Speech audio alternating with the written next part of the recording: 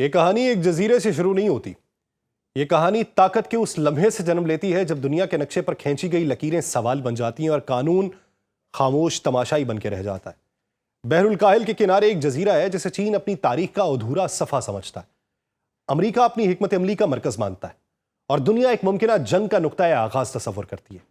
یہی جزیرہ تائیوان ہے اور آج اس کا نام صرف جغرافیہ نہیں، عالمی سیاست کی دھڑکن بن چکا ہے. ایک طرف بیجنگ ہے جہاں یہ تصور مضبوط ہوتا جا رہا ہے کہ وقت اس کے حق میں ہے، طاقت اس کے ہاتھ میں ہے اور دنیا شاید اب مزاحمت کی بجائے سمجھوتے کی زبان زیادہ بولتی ہے. دوسری طرف واشنگٹن ہے جو بظاہر خاموش ہے مگر خاموشی کے پیچھے اسلحہ، قانون اور اتحادیوں کا ایک پورا نظام کھڑا ہے، اور ابھی وہ وینزویلا والا ماڈل پوری دنیا کو دکھا چکا ہے. اور ان دونوں کے بیچ میں ایک ایسا جزیرہ ہے جو خود کو ریاست سمجھتا ہے مگر دنیا اسے کھل کر وہ حیثیت دینے سے گھبراتی ہے. جب امریکی صدر یہ کہتا ہے کہ تائیوان کا مستقبل چین کے رہنما پر منحصر ہے تو یہ محض ایک جملہ نہیں رہتا، یہ پوری دنیا کے لیے ایک اشارہ بنتا ہے. یہی اشارہ کہ شاید طاقتور اب بات چیت سے پہلے مثال قائم کرنا چاہتے ہیں اور شاید قانون اب صرف ان کے لیے ہے جو طاقت سے محروم ہے. اسی ایک جملے پہ چین کے سوشل میڈیا میں طوفان اٹھتا ہے. لوگ پوچھتے ہیں کہ اگر وینزویلا میں طاقت استعمال ہو سکتی ہے تو تائیوان میں کیوں نہیں؟ یہی سوال دنیا کو بے چین کر دیتا ہے. امریکہ اور تائیوان کے تعلقات باضابطہ نہیں مگر گہرے، سفارت خانہ نہیں مگر اسلحہ، تسلیم نہیں مگر تحفظ کا وعدہ ہے. اور یہی تضاد اس کہانی کو خطرناک بناتا ہے. امریکہ کہتا ہے کہ وہ جنگ نہیں چاہتا مگر تائیوان کو اس قابل بنانا چاہتا ہے کہ جنگ کوئی آسان فیصلہ نہ رہے. چین کہتا ہے وہ پرامن اتحاد چاہتا ہے مگر اس کے گرد جنگی مشقیں، بحری بیڑے اور میزائل خاموشی سے اپنی زبان بولتے رہے. یہ سب کچھ ایک ایسے وقت میں ہو رہا ہے جب دنیا پہلے ہی عدم استحکام کا شکار ہے. یوکرین کی جنگ نے طاقت کے استعمال کو دوبارہ قابل قبول بنا دیا ہے. مشرق وسطیٰ میں مثالیں قائم ہو رہی ہیں اور اب ایشیا میں سوال یہ نہیں کہ کیا ہوگا، سوال یہ ہے کہ کب ہوگا. تائیوان پر ہونے والی ہر فوجی مشق، ہر بیان، ہر اسلحہ ڈیل دراصل مستقبل کے نقشے پر ایک نئی لکیر کھینچ رہی ہے.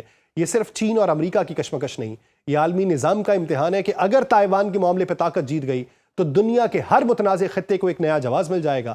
اگر طاقت کو روکا گیا تو شاید قانون کی سانس کچھ دیر چلتی رہے، لیکن پھر وینزویلا والا کیا ہوگا؟ یہی وجہ ہے کہ تائیوان آج ایک جزیرہ نہیں، ایک سوال ہے، ایسا سوال جس کا جواب صرف ایشیا نہیں پوری دنیا دے گی. اور آج ہم اسی سوال کے گرد بنی اس پوری کہانی کو کھولنے جا رہے ہیں. یہ کہانی کیسے بنی، اس کے کردار کون ہے اور وہ لمحہ کب آ سکتا ہے جب الفاظ ختم اور ہتھیار بولنے لگے.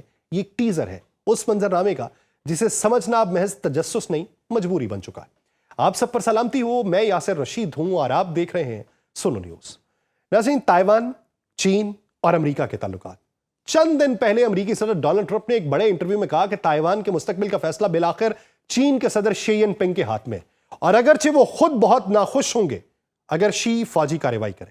انہیں نہیں لگتا کہ شی ایسا ان کی صدارت کے دوران کریں گے، یعنی میرے ہوتے ہوئے شی جن پنگ ایسا نہیں کرے گا. ٹرمپ نے خاص طور پہ اس بات کو نمایاں کیا کہ وینزویلا میں امریکی فوجی کارروائی کو تائیوان کے معاملے سے نہیں جوڑا جا سکتا، کیونکہ اس کے مطابق تائیوان چین کے لیے وہی خطرہ نہیں ہے جو مادورو کی حکومت امریکہ کے لیے تھی. شی جن پنگ کے حوالے سے ٹرمپ کا کہنا تھا کہ وہ خود فیصلہ کریں گے کہ وہ تائیوان کے حوالے سے کیا کرنا چاہتے ہیں، مگر انہوں نے زور دے کے کہا کہ وہ امید کرتے ہیں کہ ایسا قدم نہیں اٹھائیں گے. یہ بیان محض الفاظ کا تبادلہ نہیں ہے بلکہ اس کے پیچھے ایک بہت وسیع عالمی معمہ ہے. تائیوان ایک خود مختار جزیرہ ہے، امریکہ کہتا ہے. چین نہیں مانتا. چین کی حمایت میں بہت سارے ممالک اس کو نہیں مانتے خود مختار جزیرہ. پاکستان بھی نہیں مانتا، اسے چین کا ٹو ٹنگ مانگتا ہے. بیجنگ اسے اپنے اندر شامل حصہ سمجھتا ہے اور قومی یکجہتی کے بیان کے ساتھ کہتا ہے کہ وہ دیر یا جلد تائیوان کو واپس لینے کا عزم رکھتا ہے. امریکہ بظاہر تائیوان کو اپنا سب سے اہم غیر سرکاری شراکت دار اور سب سے بڑا ہتھیار فراہم کنندہ مانتا ہے، یعنی دفاعی معاہدہ براہ راست نہیں ہے، مگر واشنگٹن قانوناً تائیوان کو خود کی دفاعی حصار سے باہر نہیں نکالتا. اور ٹرمپ کے بیان نے دو بڑی عالمی حقیقتوں کو سامنے لایا. پہلی یہ کہ موجودہ امریکی پالیسی اسٹریٹجک اہمیت کے اوپر مبنی ہے، یعنی امریکہ واضح نہیں کر رہا کہ وہ فوجی طاقت استعمال کرے گا یا نہیں، بلکہ اس بات پہ زور دے رہا ہے کہ بیجنگ جانتا ہے کہ اس کے پاس سخت رد عمل ہوگا اگر وہ طاقت کا استعمال کرے. دوسری حقیقت یہ ہے کہ ٹرمپ اپنی صدارت 2029 تک جاری رہنے کا ذکر کرتے ہوئے کہہ رہے ہیں کہ اگر بیجنگ نے اس دوران کوئی جارحانہ قدم اٹھایا تو وہ خود اسے مناسب نہیں سمجھتے، بلکہ ممکن ہے کہ ایک نئے صدر کے بعد صورتحال مختلف ہو جائے. یہ اعلان عالمی سطح پہ تناؤ کا باعث بن رہا ہے کیونکہ خطے میں چین نے تائیوان کے ارد گرد فوجی مشقیں اور ہتھیاروں کی نقل و حرکت بھی شروع کر دی ہے. جس سے دفاعی حلقے اور تجزیہ کاروں کی رائے یہ ہے کہ بیجنگ حقیقت میں اپنے ہتھیاروں کو گہرائی سے استعمال کرنے کے لیے تیاری کر رہا ہے اور خطے میں کم و بیش بڑے پیمانے پہ حملے کی صورتحال تیار ہو رہی ہے۔ دوسری طرف ایکسپرٹس یہ نشاندہی کرتے ہیں کہ چین کی قوت، اس کا سیاسی ارادہ، اس کا اندرونی دباؤ وہ عوامل ہیں جو کسی بھی فوجی اقدام کے فیصلے میں زیادہ مؤثر ہے، نہ کہ صرف امریکہ کا رویہ یا کسی دوسری جنگ کی کارروائی۔ ٹرمپ کے بیان نے ایک پیچیدہ تنازع کو مزید سیاسی اور سفارتی سطح پہ منتقل کیا ہے، اور ایکسپرٹس یہ کہتے ہیں کہ امریکہ کی حالیہ فوجی کارروائیوں نے بیجنگ کو اپنے دعووں پر مضبوط ہونے کا ایک سیاسی مواد فراہم کر دیا، جس سے تائیوان کے سلسلے میں چین کے طویل المدتی منصوبوں کو تقویت مل سکتی ہے۔ ٹرمپ کا یہ موقف ظاہر کرتا ہے کہ وہ امریکہ فرسٹ پالیسی کے تحت عالمی معاہدوں، اتحادوں اور طاقت کے استعمال کے بارے میں ایک منفرد انداز اختیار کر رہا ہے، جس میں روایتی فوج تعاون کی بجائے لیڈر ٹو لیڈر سمجھوتوں اور ذاتی تعلقات کو زیادہ وزن دیا جا رہا ہے۔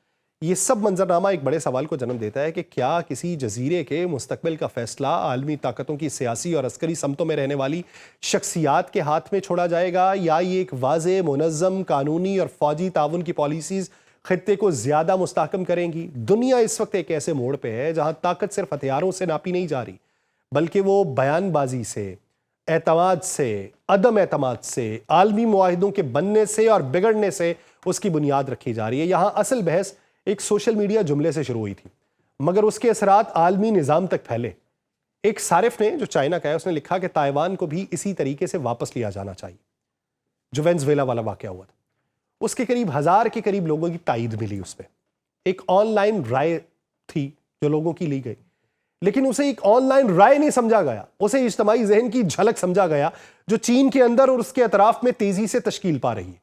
یہی وہ ذہنیت ہے جو طاقت، مثال اور موقع کو قانون سے زیادہ اہم سمجھنے لگے، اور یہی وہ نقطہ ہے جہاں امریکہ، چین اور تائیوان کے درمیان توازن سب سے زیادہ نازک ہو جاتا ہے۔ امریکہ اور تائیوان کے تعلقات بظاہر سادہ نظر آتے ہیں، مگر حقیقت میں یہ عالمی سفارتکاری کا سب سے پیچیدہ باب ہے۔ امریکہ دنیا کے بیشتر ممالک کی طرح تائیوان کو باضابطہ طور پہ ایک آزاد ریاست تسلیم نہیں کرتا۔ اس کے باوجود وہ قانوناً اس جزیرے کو دفاعی صلاحیت فراہم کرنے کا پابند ہے۔ یہی تضاد چین کے لیے سب سے زیادہ اشتعال انگیز ہے، کیونکہ بیجنگ کی نظر میں امریکہ ایک طرف ایک چین کی پالیسی ہے اور دوسری طرف تائیوان کو ہتھیار دے کے اس اقرار کو عملی طور پہ کمزور کرتا ہے کہ اس تضاد نے ہی دہائیوں سے چین اور امریکہ کے تعلقات میں ایک مستقل کھچاؤ پیدا کر رکھا ہے۔ 1979 میں ایک منظور ہوا تھا ایکٹ، جسے تائیوان ریلیشنز ایکٹ کہا جاتا ہے۔ یہ اسی کشمکش کی بنیاد ہے۔ یہ قانون امریکہ کو تائیوان کے دفاع کے لیے فوجی مداخلت کا پابند نہیں بناتا، مگر اس بات کو امریکی پالیسی قرار دیتا ہے کہ تائیوان کو اتنے وسائل ضرور دیے جائیں کہ وہ اپنا دفاع خود کر سکے۔ یہی جملہ بظاہر معمولی ہے، مگر اس کے اندر ایک پوری جنگی حکمت عملی چھپی ہوئی ہے۔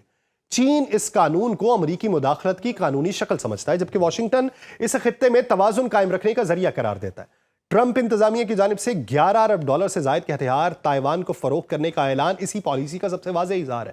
یہ صرف ایک اسلحہ پیکج نہیں ہے، بلکہ ایک پولیٹیکل میسج ہے، اور یہ پولیٹیکل میسج بیجنگ کو دیا گیا ہے کہ اگرچہ امریکہ براہ راست جنگ کی بات نہیں کر رہا، مگر وہ تائیوان کو اتنا مضبوط ضرور کرنا چاہتا ہے کہ کسی بھی حملے کی قیمت بہت زیادہ ہو جائے۔